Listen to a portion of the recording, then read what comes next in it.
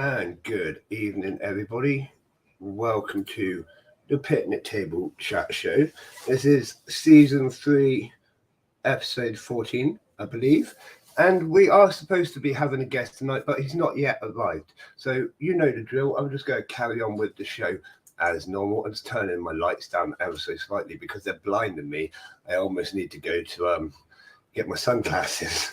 But anyways, how is everyone? Thanks for joining me again on all these beautiful channels that we're on. We're on Twitch, YouTube, and Facebook right now. So hello, viewers on all those different platforms who are viewing currently. There's a few of you. Hello. How is everyone? What you've been up to? Give me a comment. Say hello. You know the drill. Oh, good evening, Crazy Antics. Thanks for popping in. One thing I was going to say to you today, do you know what I've seen? But it had, right, so the weather's been like hot, humid. We've had the rain. It's May. You know what that means. So I've been keeping my eyes open, just like on the floor everywhere, looking around. There's no queen ants out yet that I've seen, right? But then just stood there talking, crawling along a wall right next to me was a male Lasius niger, and he had flown. So, but I can't find any queens anywhere. So maybe it was like a practice flight, you know, whatever. But it's got to be soon. So if you're not ready, get your stuff together. Like I've got test tubes in my pockets all the time now. It's going to be real soon. I have the feeling it's going to be really soon. Probably after all these thunderstorms, and you know, and that will be that. Get out there, catch your queens, have a bit of fun. Even if you don't intend to keep them, you can catch them, have a little look, then release them. It's nice to do with the kids. It's nice to do with the family. It's nice and fun to do, even if you're just a grown adult wanting to do it. Like we don't need excuses. But yeah, so that's going to be really soon. Like, super exciting about that. I'm probably, well, I'm not aiming to catch anything, obviously, as you know, but I'm going to be going out with a few people locally, showing them how to catch different ants and stuff, and it's going to be great fun. Yeah. So I've got test tubes, but that's in case I'm not with anyone, and I know some people which would love to see queens and get them from that founding stage and whatnot. So yeah. I'm doing it. Like, whatever. It's going to be great fun. I can't wait to go on natural flight hunts or whatever you want to call it, queen ant hunt, whatever. Even though I've got loads upstairs, but you know how it is. You know how it is. Oh dear. So, Ted, the other day, what a great interview. And since then, right, he's posted a video of his polyrhacus dives. They're doing what polyrhacus dives do, and they're weaving parts of their nest. So I looked in mine the other night, and they were eating everywhere. Like, I put some honey down. Good evening, Steve. Thanks for popping in, buddy. I put some honey down, some of the Ants on the Rock brand honey. I put down some the Ant Lady sugars in the towers. I put down a few wax worms and whatnot. And the tank was basically just crawling, like absolutely crawling. Posted a few clips, I think. Absolutely crawling, which was awesome. And then looking at the nest itself, they're building as well. So it must be the time of year, the season for building or whatever. But my polyrhacus does building, Ted's were building. I've heard a couple of others of building at exactly the same time. So how weird is that? But really cool. They've started expanding out to the left-hand side of their nest and to the right-hand side of their nest. I have got a short clip to show you because if I'm completely honest, I'm not going to tell you, but there's something going on with the tank. It's all completely fine, but I'm just not filming it at the moment in certain, yeah. It's all a secret. You'll see why in a few weeks. But anyways, this is a short clip of the nest itself. We can bring this up to full screen. I think we need some music. Should we put some music for this? Should we get we'll do this one. Yeah. Right, let's have a little look. Let's get back to the start. Right.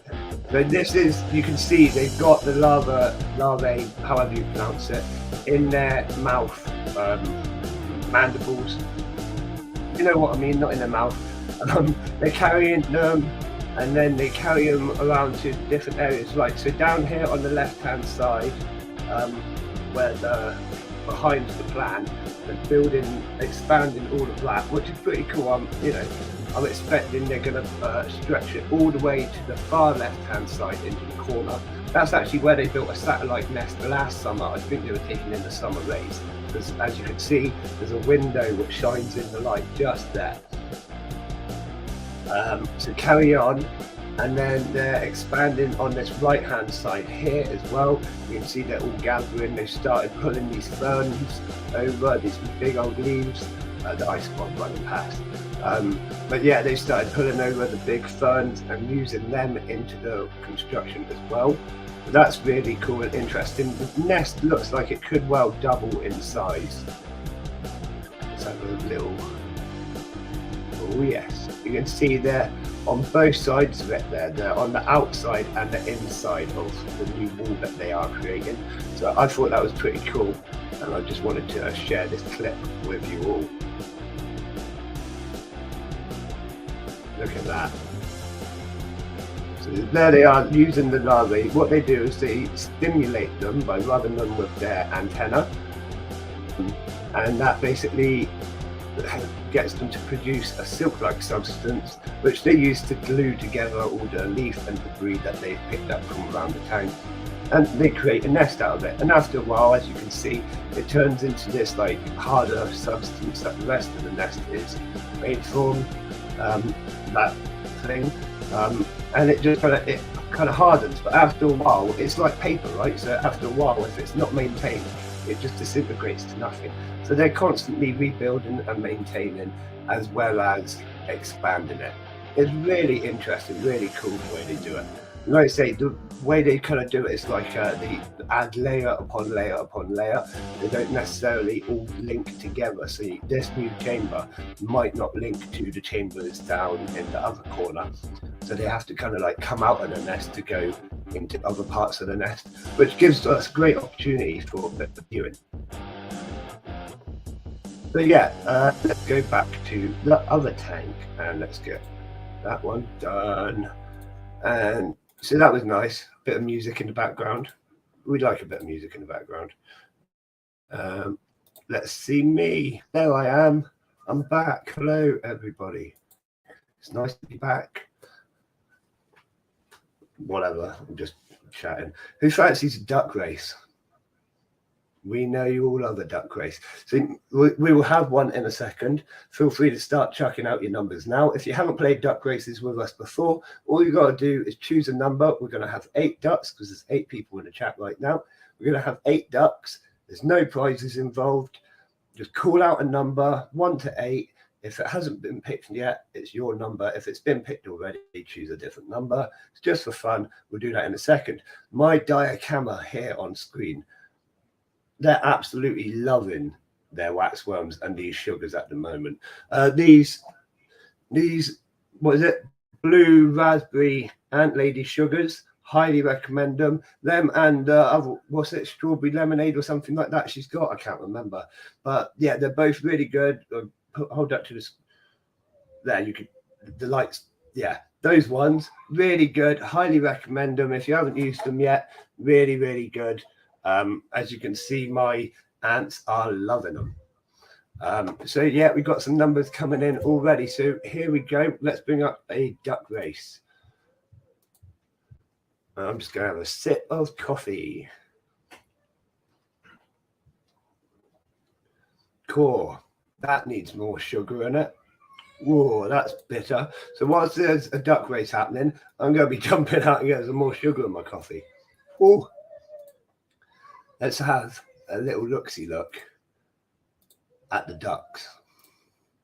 Now you got to remember, these ducks, they rest almost all week for the Wednesday and Sunday races. They don't do anything. They are ready, primed, ready to go. Today we've got quite a few plain ducks. We got the pink starry duck, we got the pink circle duck, and we got the purple duck. And the rest of them are plain ducks. It's not always that we get an interesting lineup, but this lineup will do. So call out your numbers. You know how it works. I've got to add that one in. We will full screen that. I've disappeared again, but I'm still here for a second. If you haven't chosen your number, you've still got a chance to choose your number. That's not an issue. You have until the end of the race. Like I say, this is not for a prize. It's just for fun currently. Let's get this race underway.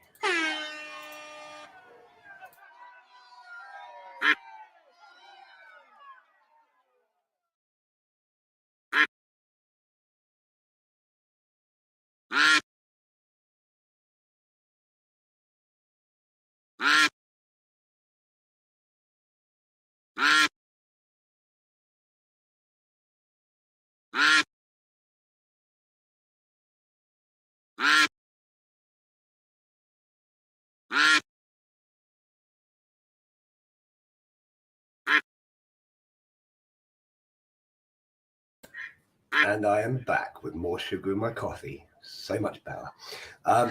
Katrina, need to go raid the freezer, flies or maggots? I think we all need to have a community vote. Katrina needs help deciding flies or maggots to feed. I would probably say maggots. Anyone else want to take a vote? This race is going quite well. Number 6 seems to be doing quite well. Oh no, he's dropping, but 6 just holding the line there. Number 7 is creeping up behind.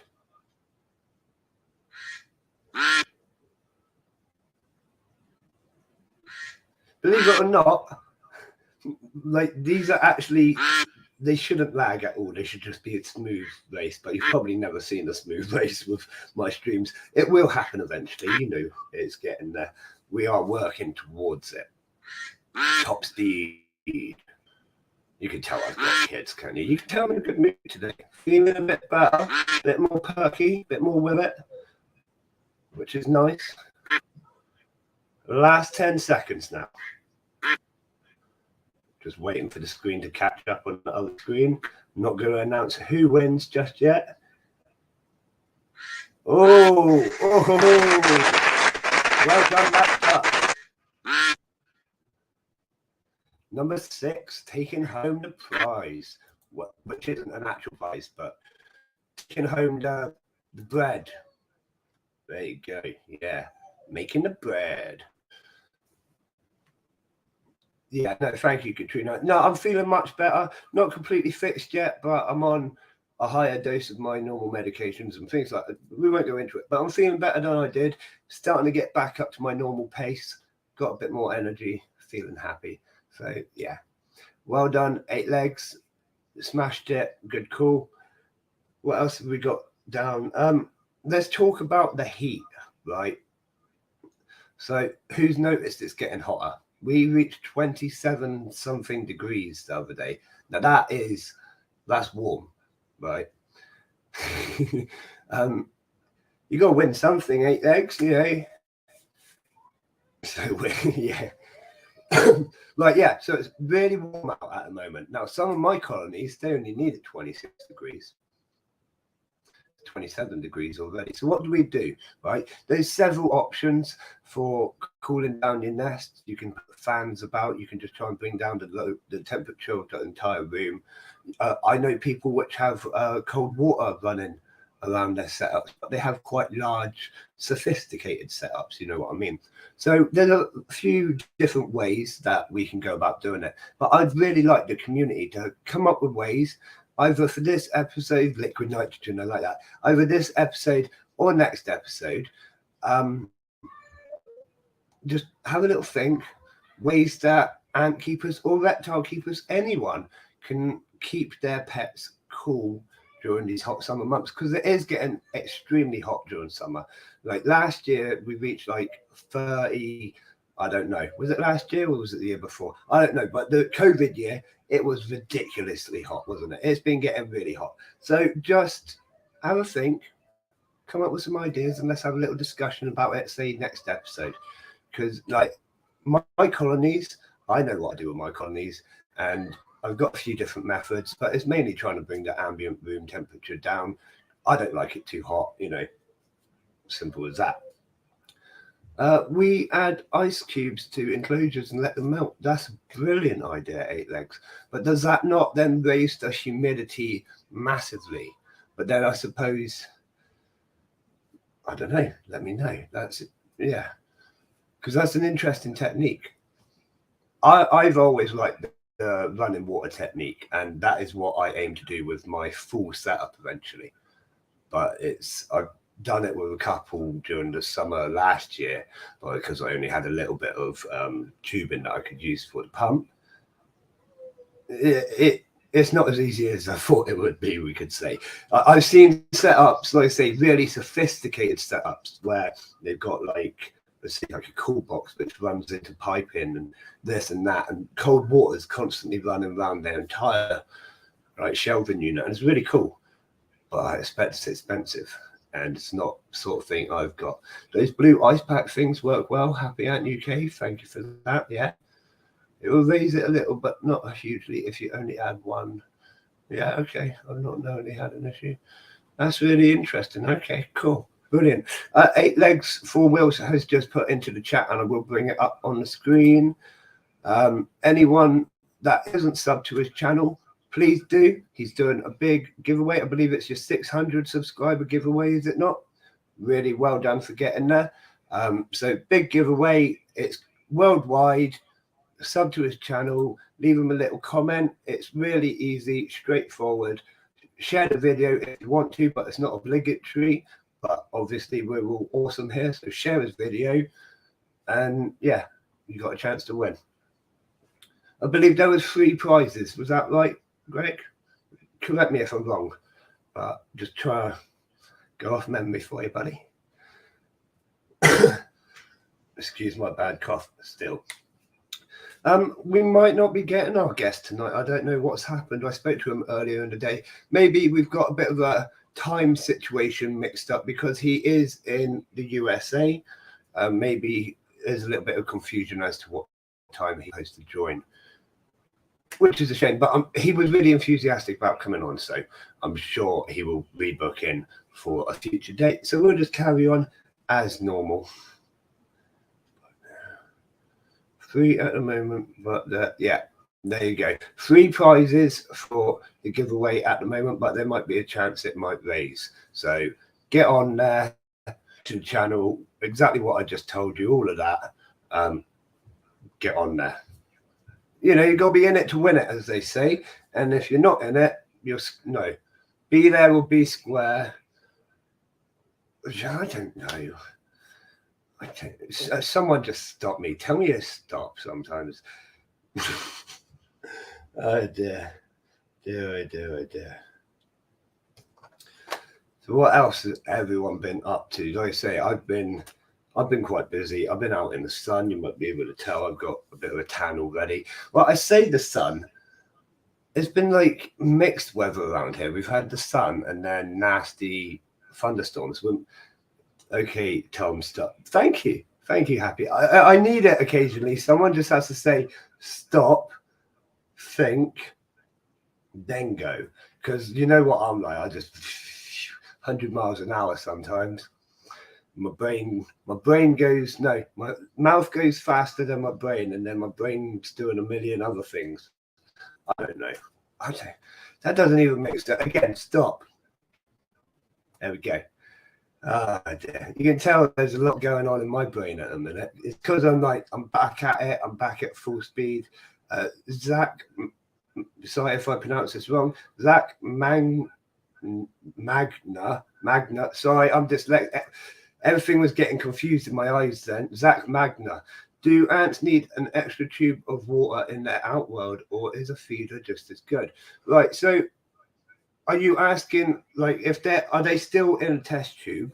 I always like to give an extra source of water. Like, here's my view on it. If you give one source of resources, then those ants know they've got one source of resources and that's it. If you give 2 or 3 locations of the same resource, they know they've got ample supplies from multiple locations coming in. I think that would encourage them to grow. Now, I've experienced it when I moved to my polyrhacosties from a smaller tank to their larger tank with much more feeding areas going on.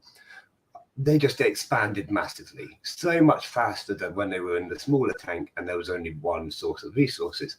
I've tested it a few times, especially with water, and to be honest, I don't mind whether it's a test tube or water tower. It doesn't make a difference to me as long as there's water provided. There's got to be water provided at all times. But yeah, I like to provide a couple of different water stations around the tanks, different places they can go and have that little drink that they're going to need. Quite often, like with my larger enclosures, I don't actually have a water source in there for them, but I water the tank enough that there's moisture in the substrate. If they need moisture, then they can go and get it. You do find that they will survive on humidity quite often, but they do always need a source of drinking water as well. I hope that answered your question. You still come in Sunday, Happy Ant UK. Wish I had a button that would take you. Yeah, good. It will be weird seeing you there as a guest and not working. Back to Zach. My Lasius niger are still in their tube, in a tubs and tubes setup. Okay, cool. They have a sugar feeder and a water feeder tower. But I'm wondering whether a test tube of water is more beneficial. Okay, to be honest, it doesn't make a difference whether it's in a test tube or a tower feeder, or even on a cotton ball, like I'm doing right in front of you with the sugars. Doesn't make a difference. As long as they've got the access to that water, they will use it. They will use it. The thing about towers is sometimes they can be a bit risky, especially with species like Lasius niger, right? So when they what do we say, when the air bubble kind of glugs up, like it does sometimes, it has a tendency to suck an ant up occasionally, and you can lose like 2 or 3 feeders sometimes, and sometimes even the feeders can good evening, Ants England. The feeders can sometimes leak and stuff like that, so it's a little bit risky with feeders. Test tubes are a little bit easier in that respect, but apart from that, I don't really see the difference in test tubes or towers beneficially wise. You know what I mean? It's all sort of the same thing as long as they've got access to that water.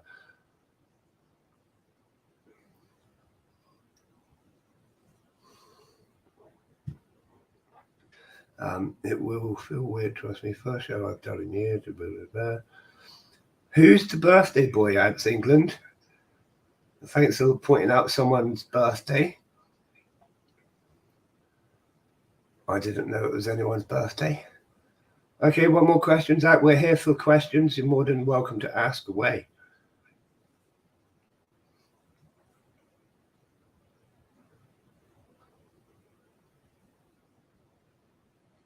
I prefer the towers if it's a species that rip out the cotton. Yeah, that's very fair. That is very fair, Ants England. I think I have many of those. Not really. Not really. But then, you know, I mix it up with what I'm doing and what ants it is, kind of thing. I don't know. But I've never really had issues. I go with the flow on it all. Oh, happy Ants birthday. Happy Ants. Right. Thanks for pointing that out, Sadie. We're gonna everyone sing happy birthday to you. Happy birthday to you. I'm not gonna sing the whole song, but happy birthday, buddy. Well done. That's a good old age. I didn't say old, but there's a good age to get to. I'm probably not gonna get there. Good stuff, man. Right, Zach, the sugar water feeder can stay in the outworld, yeah. I change the sugar for fresh every 3 days or so, but do they need to stay in the outworld constantly or only be placed in when it's feeding time?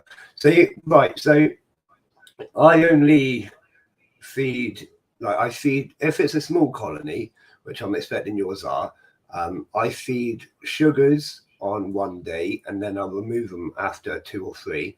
And then I'll give them a couple of days with nothing, and then I'll put protein in, give that 1 day and take out on the second, and then I'll give them a couple more days and then repeat the process. And in my kind of opinion, that just gives them time to process the food that you're giving them, if you know what I mean. So like if you fill them up on the carbohydrates, you're not trying to feed them protein whilst their bellies are already full, because there's not many workers and they will try and take a fair bit of resource, you know what I mean? So there's not the fridge space to like accommodate both foods, in my opinion. So that's how I do it. Like I say, I don't always have both in, or don't always have the sugars in. But for a larger colony like my Polyrhacus dives, I have sugars in there 24/7.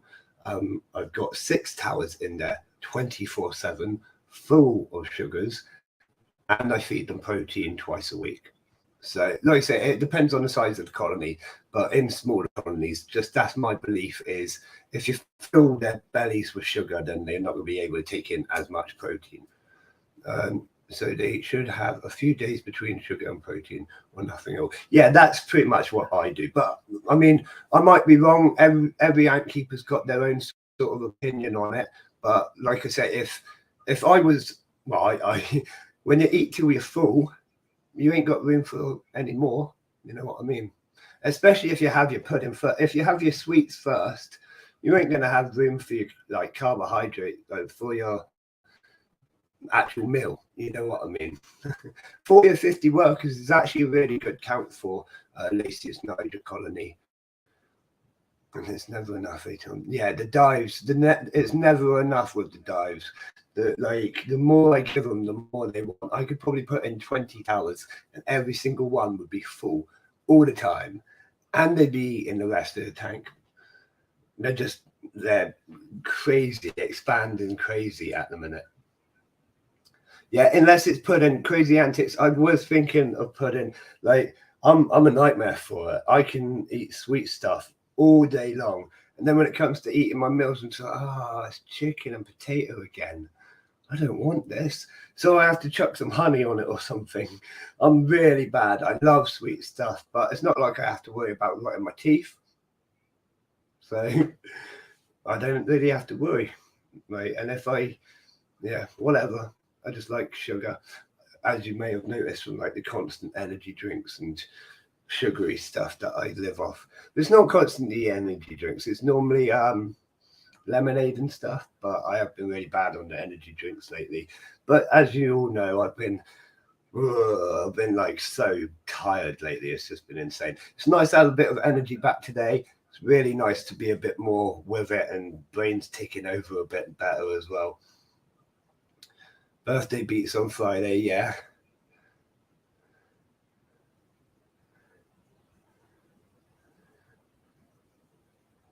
I hope it's been a good day. I'll crash the car into you. Excuse my bad cough. Again.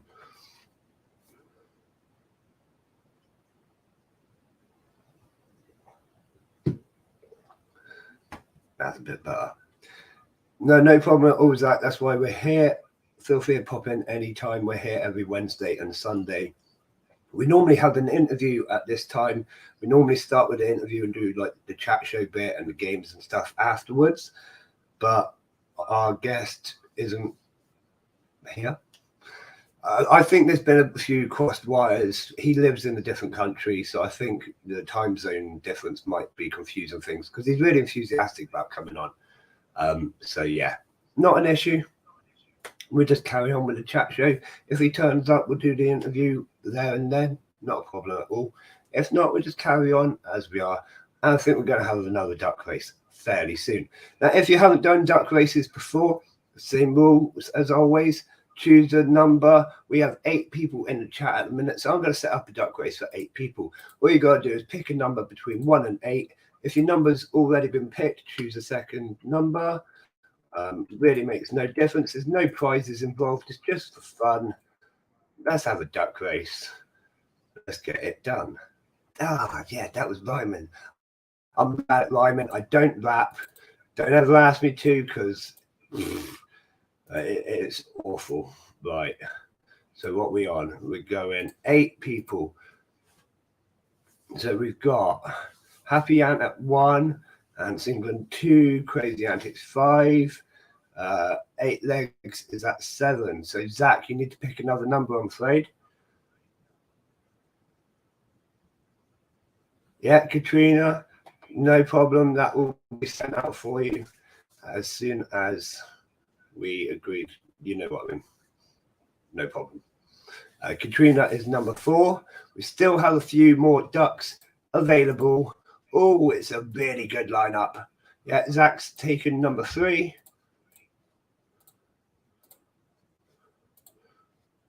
Let's just bring up the ducks. Bring up the ducks. Full screen. So we have Princess Duck, Plain Duck, Plain Duck, Plain Duck, Plain Duck, Strawberry Duck, British Soldier Duck, and Pirate Duck. Brilliant lineup. The Plain Ducks have already raced tonight, so they might be tired out from their first race.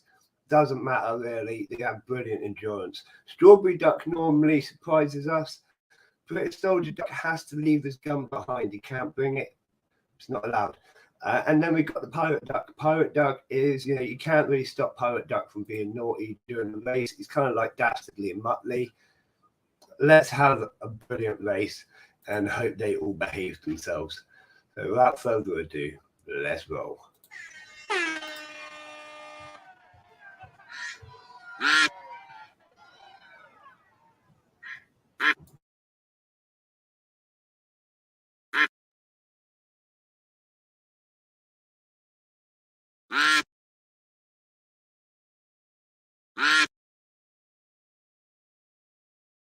And Strawberry Duck is taking the lead, but it is being hard fought by multiple ducks. Every duck wants this tonight. Number 3, just pulling ahead there. Just a B2 coming up the side. Sneaky. And Pirate Duck. Pirate Duck is being sneaky on the far outside. Princess Duck is getting nowhere. She might be saving it for those last 10-second sprint. You know how it works.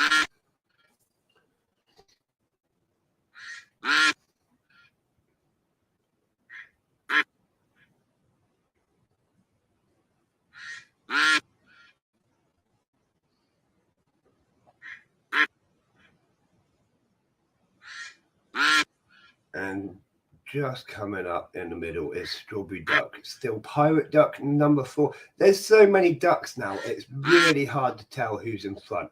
But I'm going to say number 5 is just edging.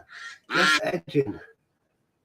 But it's so close. It might be a photo finish. We don't normally have photo finish on these. It's just so close.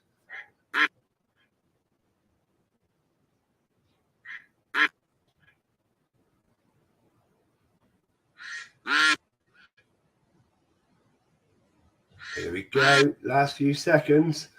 Oh, whoa. Out of nowhere. Out of nowhere. Who saw that coming? Wow. Number 8, Pirate Duck. I don't think anyone took number 8, but absolutely smashed it in those last few seconds then. Absolutely smashed it. Well done. Number 8, Pirate Duck. That was another good duck race. We do love our ducks on this channel. It's always good to race animals which is in a caring environment. You know, some animal races aren't that pleasant, but there's nothing wrong with these duck races. To be honest, I'm quite tempted to see if I can find some real ducks one day and see if I don't know how we could race real ducks. Throw some bread, like, go get it, and off they go, sort of thing. We can, I don't know. Does that work? Does that work with ducks? If it doesn't, well, we've just wasted some bread.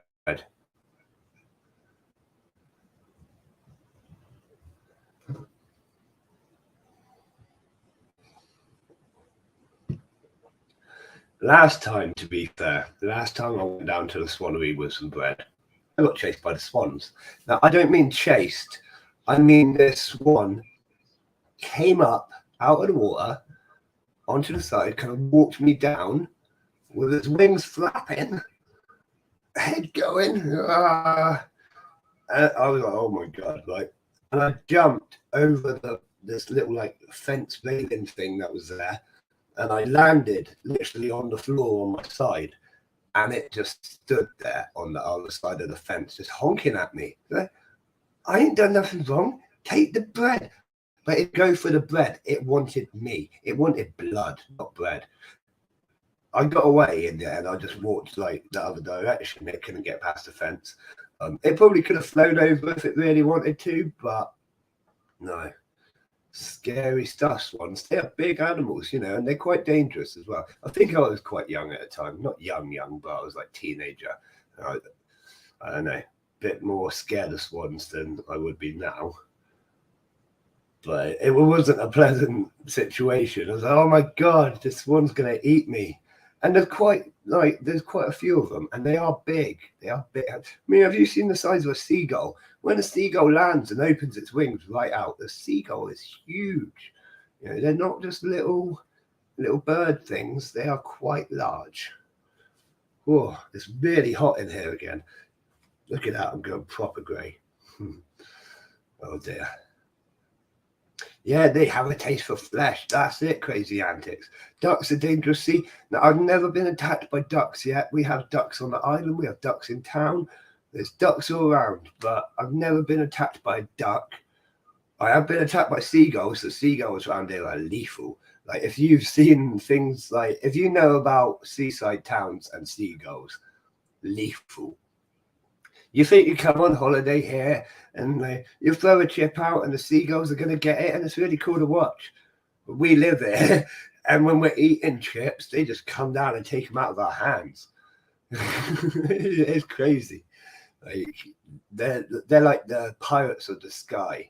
They come down and take everything, and what a nightmare. No, we like seagulls, but they can be a bit of a nightmare, especially at nesting time.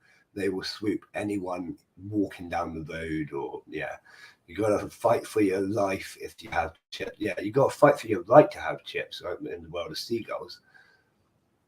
Seagulls are assholes. They're not assholes. They are bodies with assholes. But yeah, they are really annoying. Yeah, everyone agrees. I won't deny it. They are probably the worst bird out of, like, I'm pretty sure Probably the worst bird. I can't think of a worse bird off the top of my head. Pigeons are quite annoying, but nowhere near seagull level. No, they're probably the worst bird. Out of all the different birds, seagulls are quite irritating. Yeah, yeah. And we have them everywhere because we're on an island. We literally cannot get away from them. Try to take a chihuahua. Well, I have heard of things like that actually, because they will literally just pick them up and go, won't they? Scary stuff. I would, and you can't shoot them because they're protected. So I don't know what I would do. That's mad.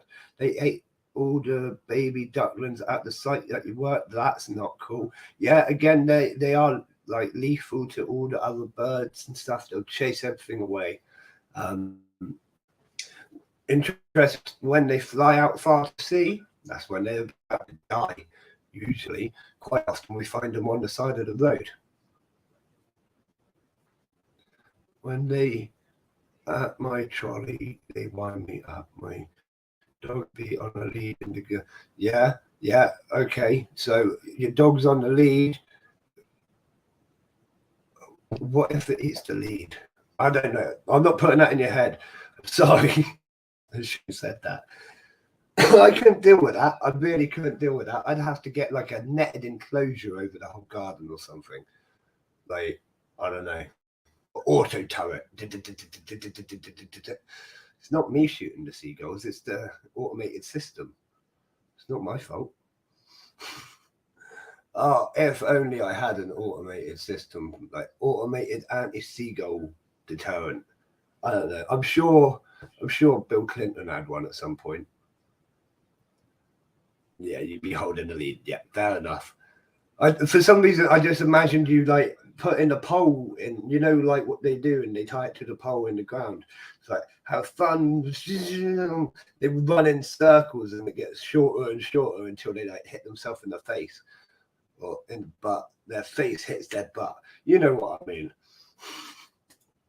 I don't know. That's just kind of what I had in my head. I don't know why I didn't even.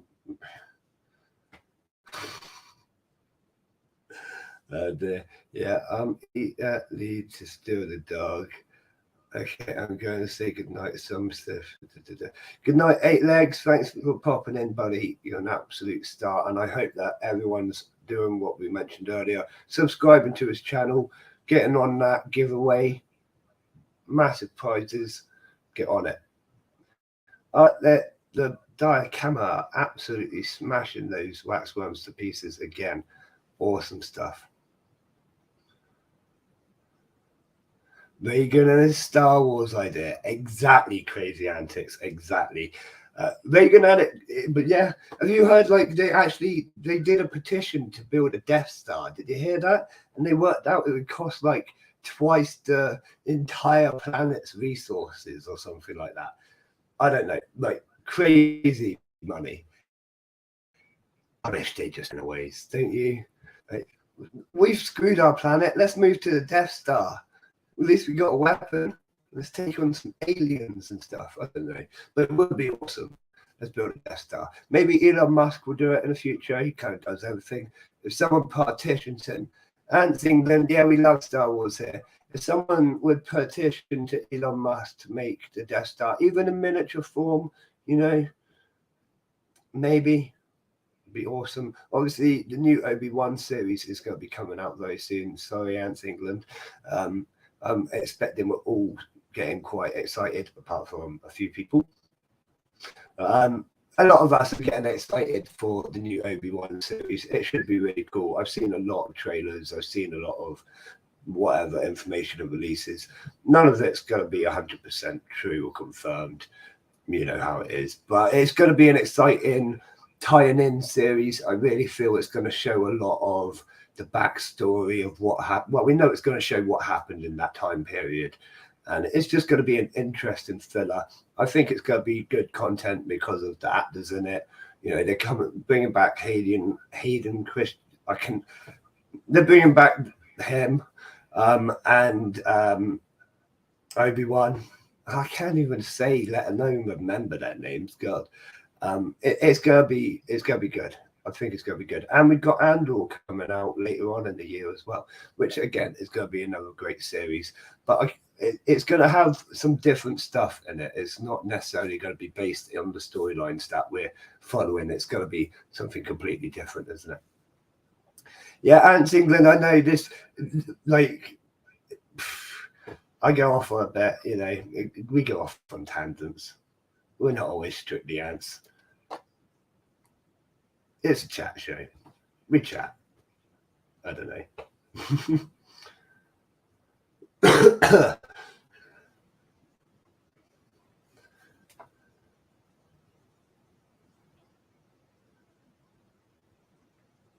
I have got something written down about Lord of the Rings, but I won't put you through that, Ants England. I won't. It's not actually on my list of stuff to talk about. It's just there as a side note to like that. We can put Ants on the Death Star. Ignore her. She's on the naughty step. Okay. My Astra are smashing the blue bottle flies tonight. Awesome. Yeah, happy Ants. It's nothing really in particular. It's that new series that's coming out.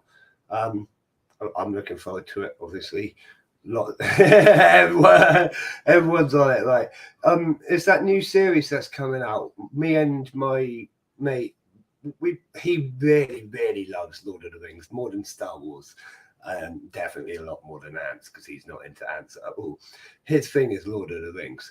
So obviously there's this Lord of the Rings series coming out, and we've been trying to like work out who's who and whatever, and watching the trailers for it and try and work out who's who from the picture. They released a picture, and it's like, I think it's eight people with the rings, and it's just like you see their hands and the ring and stuff like that, and you don't really see who it is. It doesn't give away who each character's supposed to be. So it's been an interesting kind of just try and work some of that out. You know, it's nothing like a big like blow away reveal or anything. It's just us being nerds. Question for chat: what is your favorite species and why? Oh yeah, everyone in chat, let's see. Creataris, yes, they're pretty, very nice ants. Well, yeah, my very favorite ant, as we know, is the army ant, the proper army ants. Absolutely insane. Like the way they forage, the way they hunt, the way they travel, the way they just live is absolutely insane and so different to many other ants. I just love them, but they're not really ones for keeping, are they? Mimica reductionists, yeah, as they are most active colony. Hopefully get a queen or two more this year to add Tetramonium by cut. I can't pronounce anything today. You know what it is, right? I've been eating oranges constantly for like 3 or 4 days. My tongue is just burned, like acid burns. Like, yeah, I can hardly talk at all. It really hurts. But I'll keep going with the oranges because I feel much better. Don Baselli. Favorite native, right? Favorite native would be Niger all the way. I love Nigers. They're great little ants, beautiful little species. I'm just going to have a sip of lemonade.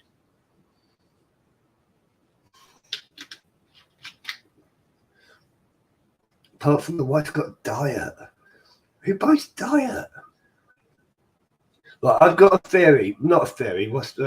I've got a rule in life, right? I don't buy half fat anything. I don't buy diet anything, right? And there is a specific reason. They don't drop the price, right? If they were going to take off like 20p because there's not as much fat in it, then fair enough. But if I'm paying the same amount of money, I want all the fat. I want all the bits still in it. Like, don't take it away, not unless you're taking money off. I'm paying the same price. I want it all. That's just my crazy way of thinking. So she's bought diet.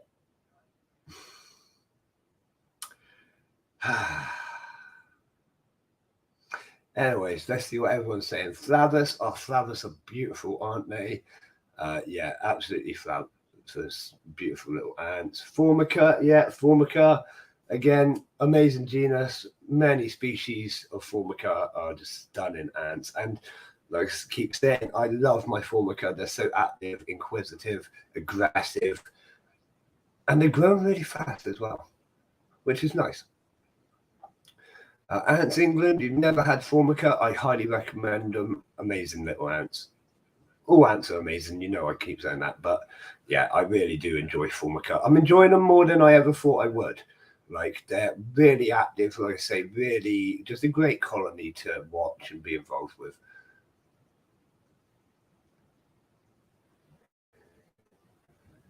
Yeah, I would definitely recommend looking into Formica. Oh dear, oh dear, oh dear. That's good. Oh, that's like someone's getting an ant colony bought for them. Who's that? I'm just working out. Oh, okay. Happy ants go. Yeah, yeah. Do it, Sadie. Get them. And then, like, you can't say no, happy ant, can you? You can't say no. That'd just be rude. It's a gift.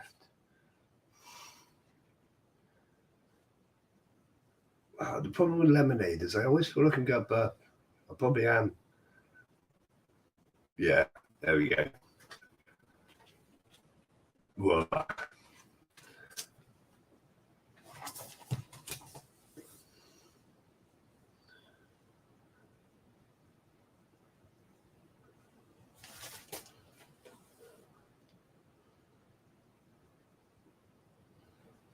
Okay, okay. Here's a question for the chat. What's the most painful bite you've ever had? I've probably asked this in the past, but I don't know if that works on anyone but me. Yeah, what's your like most painful bite? Have you been bitten by anything? An ant, a dog? I think we have gone through this before, but just let's have a little conversation. Or what's the kind of scariest situation you've been in if you think you're about to be bitten? Or have you had like ants crawling all over you, but you managed to get them off just in time? I don't know. Anyone got anything interesting? Not yet been bitten or stung by ants yet. Crazy antics, you've got it yet to come. Nah, it ain't that bad. You get used to it. And as a grown adult, like, it's not an issue. I've gone through worse. You know, you get used to it. Tetramonium by castings the other day. How was that? Are they bad? Good? No, stings good, but you know what I mean. In comparison to some can be rather painful. Some can just kind of feel like a wasp sting. I don't know. I've got very thick skin, believe it or not. So if they even get me on like some bits, I hardly even notice it. Didn't realise they could until I felt it. Yeah, that's quite often the way. And then by that time, you've normally been stung like 4 or 5 times, and it's like and it starts to hurt a bit. But not as strong as Ruba. Nice. Ruba for me were pretty much nothing. Like that was fine. Been stung many times by Ruba. Quite happy to put my fingers in there. To be honest, they don't really bother me anymore. They don't bother with. They're just like, oh, it's him again. Leave him. He'd probably bring him food. But yeah, I have been stung by the Ruba, and yeah, it's not really much, is it? Not too much. Survivable, I think is the word. Everything's survivable. It's just a little bit of pain. Yeah, like nettles. That's it. Yeah. And to be honest, I hardly notice nettles these days. Like I say, I think being an adult and being a kid, completely different pain receptacles. Because as a kid, stinging nettles were horrible. As an adult, I'm just like, oh, God damn, that's going to itch for an hour. You know. Yeah, Rubas and night nettles. Yeah, definitely. I'd say quite a lot of ants are sort of around that spectrum. Actually, that's a really good comparison. I fell into a deep pit of nettles. Yeah, that was like so. My mum, when she was a kid, fell into a massive thorn bush full of nettles and everything.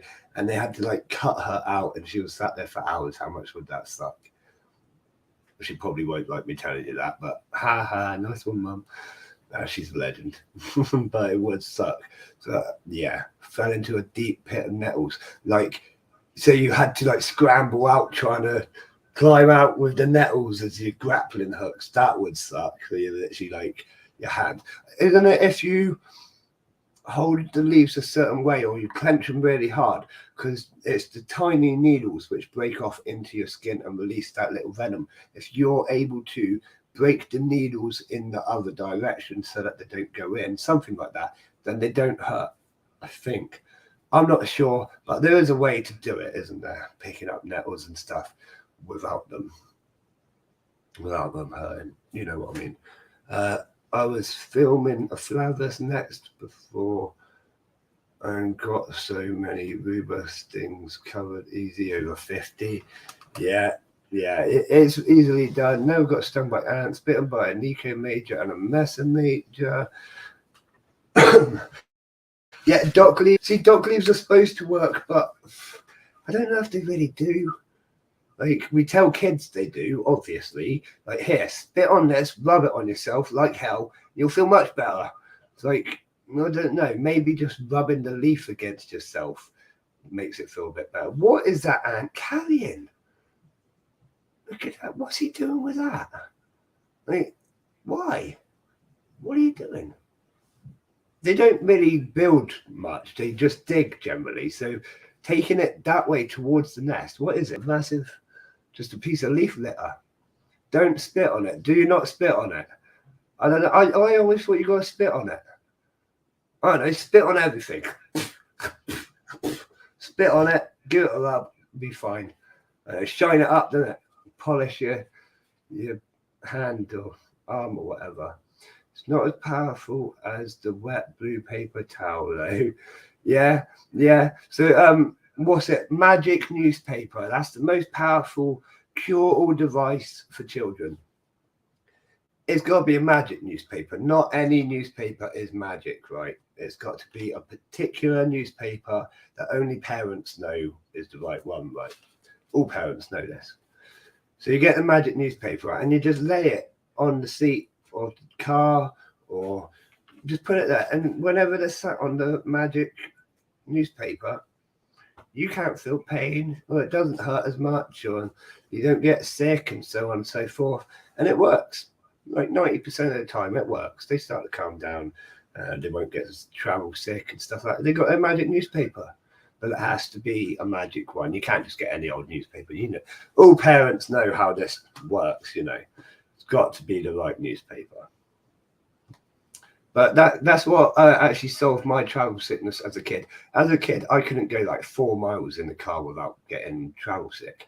Like literally, I couldn't go up the road. It was awful. We tried loads of different things, sucking on sweets and all sorts of different. Magic newspaper, that's what worked for me. And it changed my life, because after that, after like however long we used it for, I've never like had issues with it again. Go for hours and hours and hours in the car. Never been travel sick since. I don't even get seasick, apart from when I drink milkshakes or protein shakes just before getting on the fishing boat. You get about 10 to 15 minutes out of the harbour, you throw up. It's not good. Do not do it. Biggest like everyone on the boat was like, "Why did you have a protein shake?" It's what I do. I don't know. Yeah, you get car sick bad. Try the magic newspaper. It might work for you, Ants England. I mean, it might work. Give it a go. But it really sucks. Car sickness is awful, because it just comes out of nowhere, and you're like, "Oh my god." Oh, you know, it's horrible. And yeah, it really did make a big difference to my life, working out that trick. So there's one for you. You can take that one home, I think they say. Something like that. I don't know. Dear, oh dear, oh dear. But yeah, so as I said right at the start of the episode, I'm really super excited for this year's nuptial flights. It could be any day. Make sure you are ready. Like I said, I saw that male ant today, and I nearly dropped to the floor to have another look, but I knew there was no queens about it. I would have noticed the amount I was looking around. There was nothing today. Normally throw up on the dry. Ants England, right? So I'm going to tell you a story now, and let's get the microphone in close for this. Ooh, right. So when I was living in Torquay, I must have been 14, 15. And let me just do a massive shout out to my Torquay foster parents. They know who they are. If they watch this stream, you're absolute legends. They still are legends now, still chat to them. They support me through like advice and stuff. They're absolute legends. Really nice people, and they helped me turn my life around when no one else was going to give me a chance. They did. So big shout out to them. But when I was living with them in Torquay, walking the town, I had no idea really the direction I needed to go, but it was that way. So as long as I was walking that way, it's fine. So I put in my music and I just keep walking until I found the main location of town. I was a teenager. I had to get out of the house occasionally. It was fine. I always found my way back. Or they'd come pick me up because they were really nice like that. But they would let me make my own way to town. So anyways, I had my music in, blasting away like you do when you're a teenager. And I stepped out into the road to go around a woman with a pram. Next thing I know is I'm on the floor. A car's ran over my foot from the back and just taken me straight down to the floor. The woman stopped the car and was like, "Oh my God, let me take you to the hospital," and all of that. Yeah, that's fine. So I got in the back of the car, and this is the first time I've been hit by a car as well. 3 times now. This was the first time. And I threw up all over the back of her. I went in shock, as you do sometimes. And when you go into shock, one of the first things you do, because your body thinks it's being poisoned, believe it or not, it's your body's reaction to just go, get rid of everything and projectile vomit. And it was all over the back of the driver. It was awful. And like you say, there you go. Like, yeah, it was everywhere. And we got into hospital and she's like, "Don't apologize to me. I ran you over." It's like, yeah, but I threw up on you. Like, it was horrible. It was a bad situation, but it didn't hurt that much. I think, like, luckily I was wearing steel toe cap boots, so it went over my foot and sort of crushed it a little bit, but it didn't break any bones, just a little bit bruised, a little bit crushed, and it took me down to the floor quite hard. But I was fine. That was the best time I've been ran over. Out of all 3, that was the best one. I wouldn't recommend it, but if you were going to get ran over, I would recommend a running over like that running over. Yeah. But no running overs fun or recommendable. One of them, I went over the bonnet and landed like head first on the road, the other side. I just got up and walked myself to the hospital. Luckily, a mate of mine met me in town and helped me stumble the rest of the way, but that was good fun.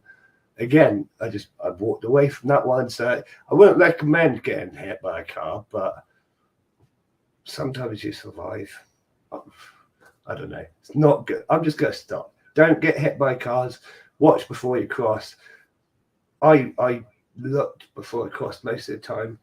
It was just that first time, believe it or not, that it was my own fault for stepping out into the road without looking and having music blaring. Wouldn't recommend it to anyone. Leave one headphone out. Turn the volume down. Think smart. Look before you step into a road. But obviously, you can't say those things to a teenager, especially not a teenage me, because I would have put my hood up and fag in my mouth and walked off, swearing at you, probably. That was the sort of teenager I was. Yeah, please use it. Yeah, that's it. See, the last one, right, where I rolled over the bonnet and whatnot, they actually came up onto the curb and hit me. So that wasn't my fault at all. I was just casually walking, and they came up onto the curb and bang. Just bad timing, bad placing. Like I was in the right place for where I should be, but they weren't. Fundraise for reflectors for yeah. See, I don't think it would make a difference, right? So, what was it? 6 months ago or so? October? No, I can't remember. But anyways, a while back. Yeah, must be about 6 months ago, maybe nearly a year. I was on my bike. I was at a junction, stopped, still. There was a van behind me. I went to turn left. The van didn't wait for me to get all the way around the junction. He just slammed into my back wheel and turned right. I went flying off and it cut off a huge chunk of my shin. I probably should have went to hospital and had it stitched back up. I had a boxing match a few weeks later, couldn't be asked, so I just kind of wrapped it up and held it tight. Whatever, it's fine now, huge scar tissue, awesome. But yeah, like, that had reflectors and he clearly saw me, just couldn't be asked to wait for me to go around the corner. I don't know. It's never fun, and that was actually really painful, really annoying. And it was the same week, right? I was meant to have, like, you have sometimes you have like a pre-fight fight just to kind of get you up and ready for it. And I had that the same, like 2 days. No, it was the day before. So this happened the day before I had my pre-fight fight and 2 weeks before that actual show. So I had it like, I wasn't able to barely walk on it for the pre-fight fight. I had to cancel that one. Really annoyed because I love those ones. Because they're more fun. They're not so intense. You're not really trying to really take each other's heads off, testing each other's skills, getting you warmed up and pumped up for the next proper fight. They're just enjoyable. And normally against people that you've trained with locally, it's like, see you later, Abs England. Thanks for popping in. It's normally like the local clubs all kind of get together and we have like a inter-club fight, they call them. And it's great fun. So I had to miss that, really annoyed. And then I managed to get to the fight. Obviously, I did the fight 2 weeks later, and it was a brilliant fight. But I felt my leg the whole time. It was quite stiff, and like you got to be bouncy on your feet for boxing. And I just wasn't moving like I should have. I'm gonna have another sip of lemonade. Excuse me. Got a really itchy nose today. I don't know why. I think it's hay fever.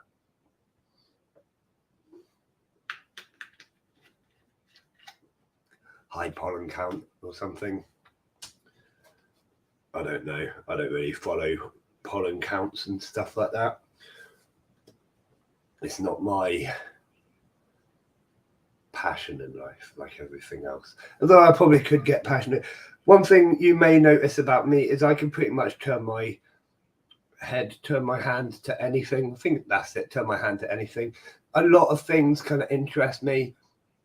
If it doesn't interest me already, you can pretty much be certain that you can interest me. And so I'm much like an ant. I'm really inquisitive.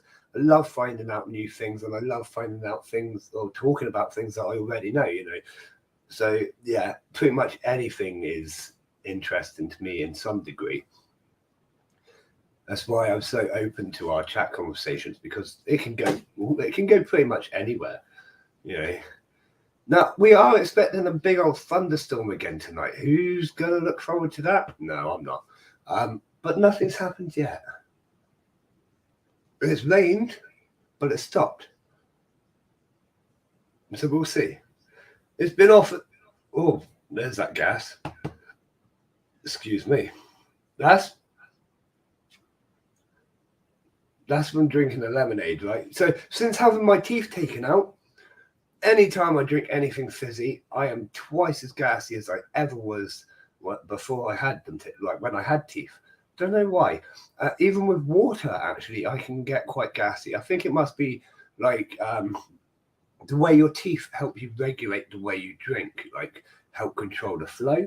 It's actually really interesting how much your teeth come into play when you're drinking. And then because I haven't got that, I've had to learn other ways of controlling it with my tongue. And I eat with my tongue as well. I chew my food with my tongue. And I think that's what gives me more gas than I used to get. But it's never really an issue. I just burp it up. And, well, I always apologize. I'm always polite about it. I don't make a big issue, a big thing or a song and dance out of these big burps. So I just politely say, excuse me, sorry.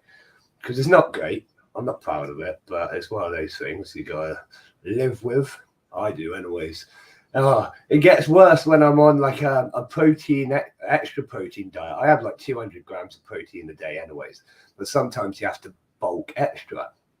And when you're bulking, it's like 250, 230, something like that.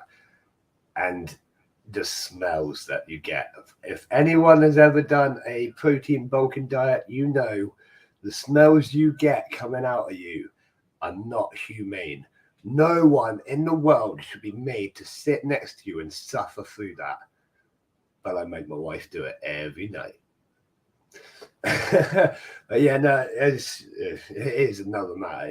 If you don't know, it generally smells like rotten egg, awful. Like, I think I once burped on a bus and people behind me were like, God, someone really needs to go to hospital. It's not great.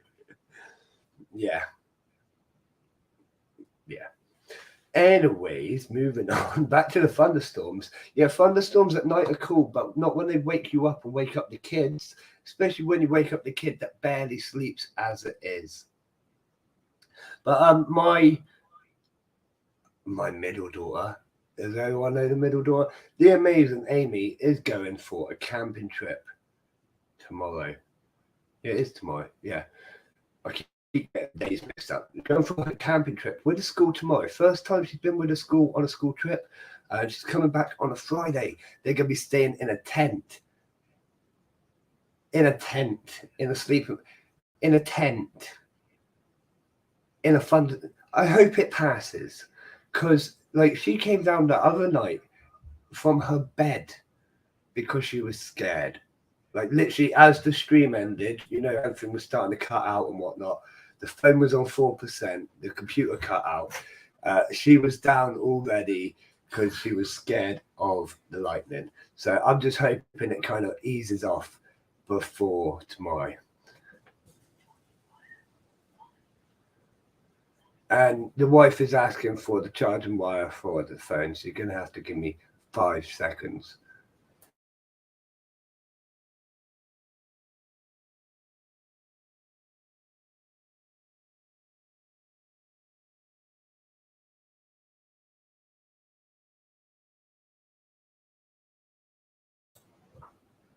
And she's gone again.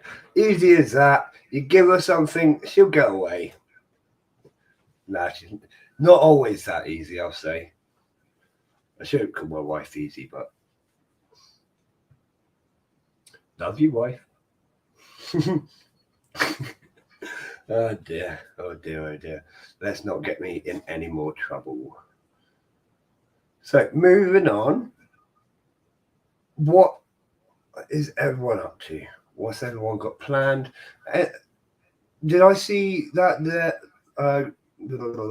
someone was going to the British Tarantula show and stuff? Exactly, crazy antics. We are moving well away from that. Yeah, it could be one of those crash and burn situations. So we're moving on rather swiftly. Who's going to that tarantula show? Many people. Was it the British Tarantula Show Society? I can't remember the exact name, but it's that one.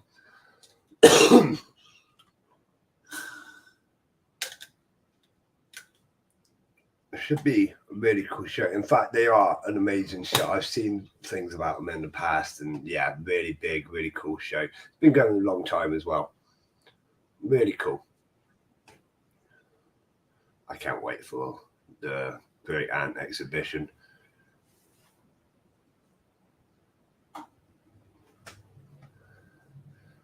Right.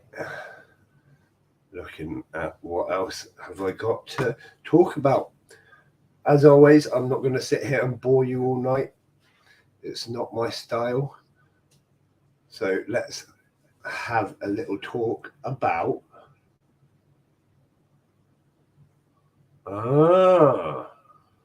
Okay. Who's had? Oh, good evening, Campanota Cants. Who's had the longest living ant colony out of us here right now? Like, so I've had a Lasius niger colony 3.5 years.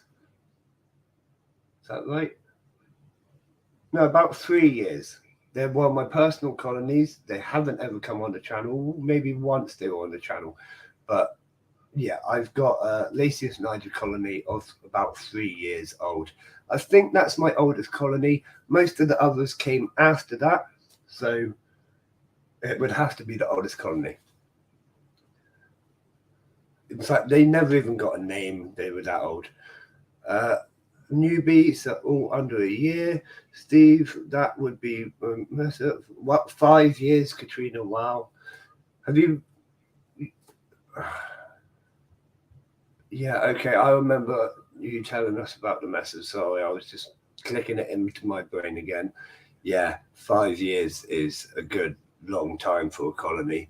Could you imagine having a Lasius for like 20, 30 years, which they can grow for that long, you know, they can survive that long. That's a long time commitment. Like, I mean, it's always a long time commitment with a pet, but 20 odd years. Like my daughter, Steve has them now. Yeah, okay. My daughter, obviously, she got hers when she was 6 or 7. She's gonna be like, you know, 20 possibly when they pass away, if she looks after them properly and there's no issues like the queen just randomly dies. But you know what I mean? Potentially she could be moving out with her aunts. That's cool. Be difficult to move. Well, it's always difficult. I am dreading having to move. It's gonna be an absolute nightmare.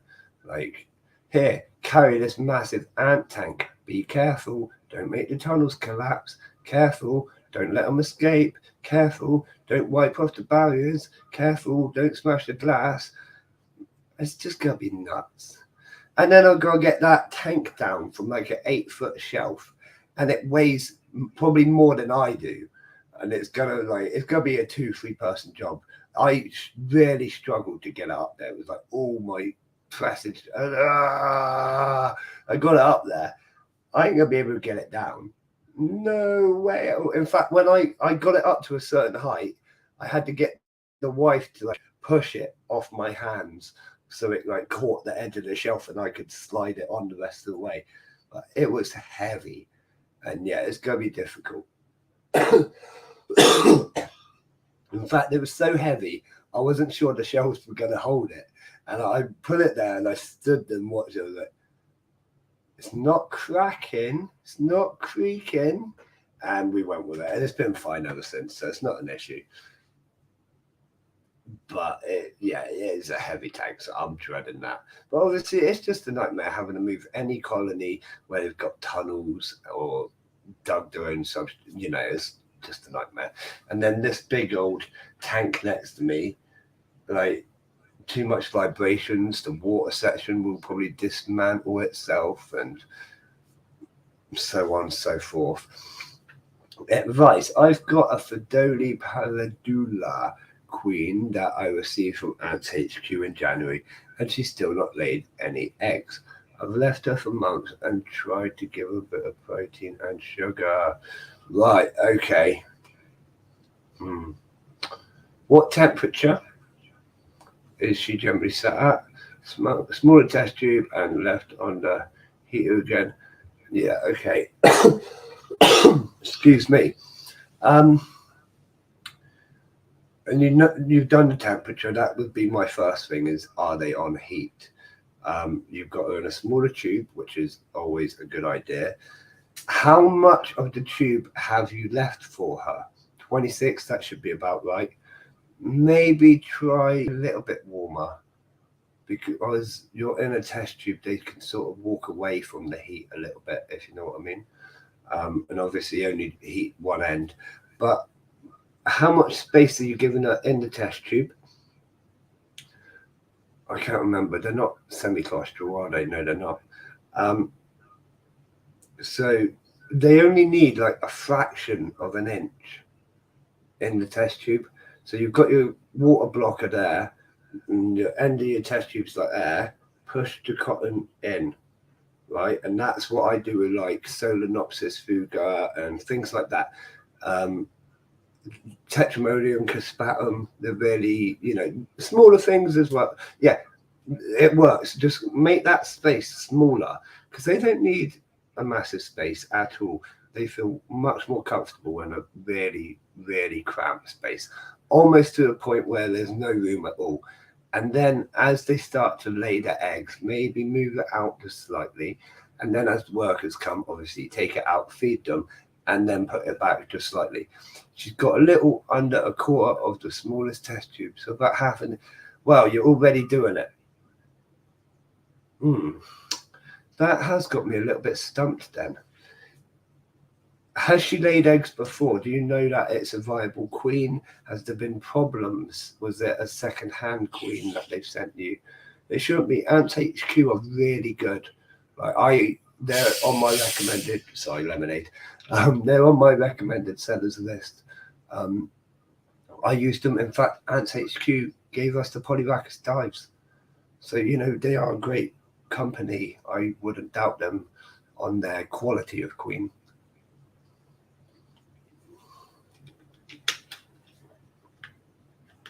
It is a weird one. It definitely is a weird one. But then sometimes that's just the way it is, to be fair. I've got a Camponotus hercularis queen in a test tube. I've, like you say, fed her. I've got her on the heat. I've got her literally sat next to a Camponotus hercularis colony that has grown. So she's in exactly the same conditions. She's had food. I've left her now for almost a whole year. Still nothing. Still sat there. Nothing. So I don't know. Unfortunately, I've never seen her lay any. When she arrived, there were none. Ants HQ have been great, to be honest, and trying to get her started. Yeah, they are brilliant. Like I say, any problems, always message them. They are brilliant, Ants HQ. I don't recommend many ant shops, but, well, I do and I don't.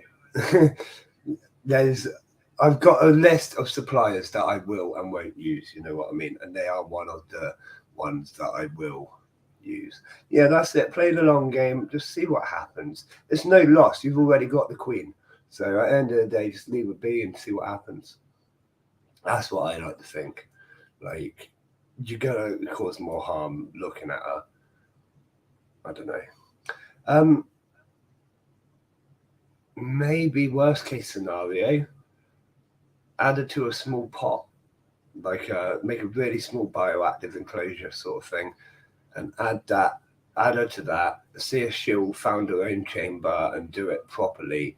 Obviously keep it well hydrated, do a bit of research into the sort of environment that she would come from, and then do that. And if it goes well, because it's a small one, if you keep it small and quite shallow, you can build that into a bigger unit. Yeah. Or just tip it out, and it won't matter too much if it's a really shallow unit, because again, she won't need much space. You could probably do it in like I'm gonna sneeze. Oh dear. Cut the bottom off a plastic bottle or something as simple as that, just deep enough to have the substrate and a bit of a barrier so she can't escape or anything like that, but not so deep that there's tons and tons of substrate, so that if you do need to tip her out once there is workers, they won't be like buried by all the substrate. You can probably just kind of brush it over and release the ants back out. But yeah, what I've done in the past, or even egg crates, if you do it in egg crates biodegrade over time, so you could then plant that into another bioactive enclosure. But things like that, you know what I mean? It's another way of trying it, because I've found that some ants just don't like the test tubes. They just need the more natural found-in situation. But yeah, let's say it's an idea. Give it a go if you want. If you do give it a go, let me know how it goes, because that'll be interesting to keep an eye on and find out. Just watching the diorama, it's just been awesome how they've like torn those worms to pieces. They've dug a new hole in the process. Like, that hole wasn't there, and they are loving their sugars. No problem at all. Crazy Antics, we're always happy to help. You know I love it. It's what I live for. kind of, to a point. Oh dear. Nah, it's all good, man. It's what we're here for. Great community. And on that note, I am going to be calling it a night very shortly. Yeah. Mainly because I'm getting to a point I can hardly get through my sentences without wanting to cough. And I'm running out of things to talk about. And I'm promising you no more boring episodes. We will always have things to talk about. It's a massive shame that our interviewee didn't come on tonight. It's a real shame that he didn't make it. We were meant to have Cold-Blooded Imaginations, really great YouTube channel, Instagram page, so on and so forth. Go check them out anyways. They'll definitely be coming on because they were super excited to come on the show, but I'm guessing time mix up because they're in the USA, I believe, and we're in the UK. Massive time difference, obviously. I think they kind of got it mixed up as to what time to be here. So don't worry about it. They will rebook. We'll get it straightened up. Check out their channel. They've got loads of snakes and things like that.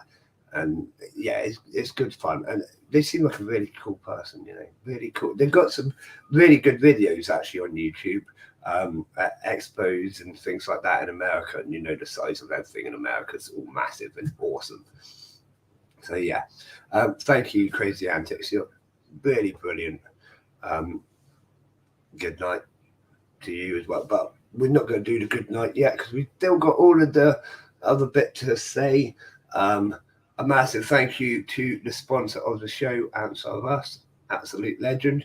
If you need any queens and stuff, always check out Answer Us. In fact, he's just had a massive update on his store. I can't remember off the top of my head what's there, but it's on the Answer Us Facebook page. If you look on there, he's got a long list of all the new ants. And there's obviously on his website. There's also a discount code as well. I think it's on the Facebook, so check that out. Absolute legend, really nice guy, really helpful, and definitely one of the best ant suppliers in the UK, in my personal opinion. And yeah, I would highly recommend going to Answer Us for all your ant keeping needs, or me. Yeah, I haven't got that many at the moment.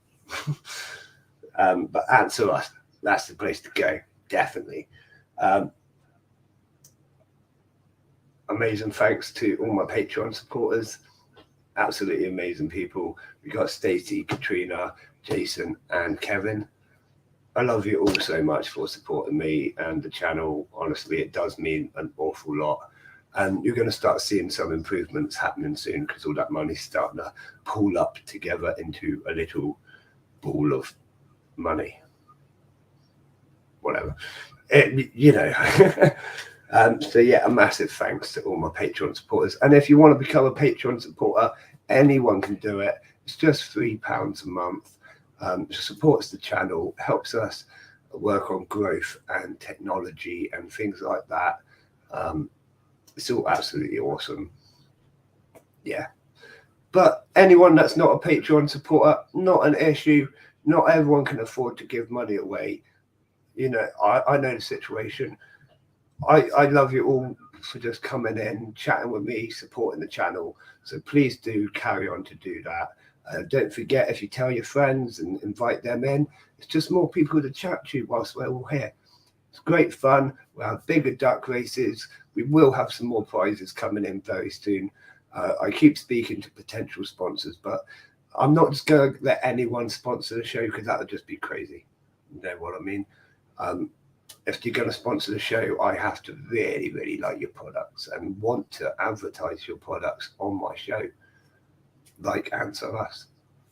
So it will happen with the right sponsor, and then we'll have loads of prizes, and it'll be brilliant. So invite your friends, tell your family, force your kids to watch it. I don't know, it gets on quite late, but whatever.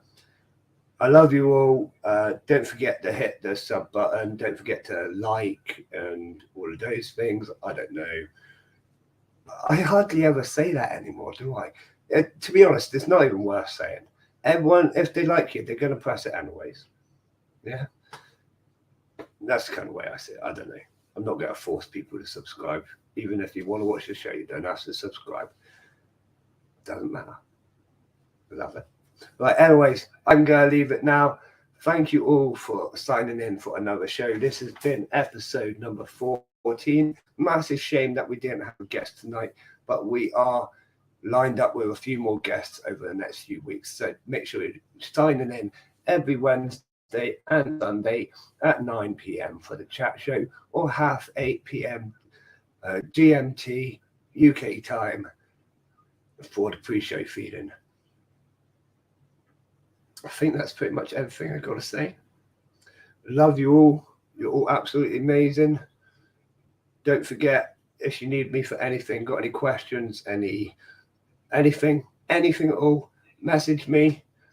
You know where I am. Facebook, Instagram, Twitter, YouTube, Twitch, everywhere, pretty much everywhere. Just send me a message, send one of the mods a message, it all gets back to me. I'm always there for you. Anyone, I'm there for you. So as always from me, I love you all. We'll see you again soon. Goodbye, Ant fans.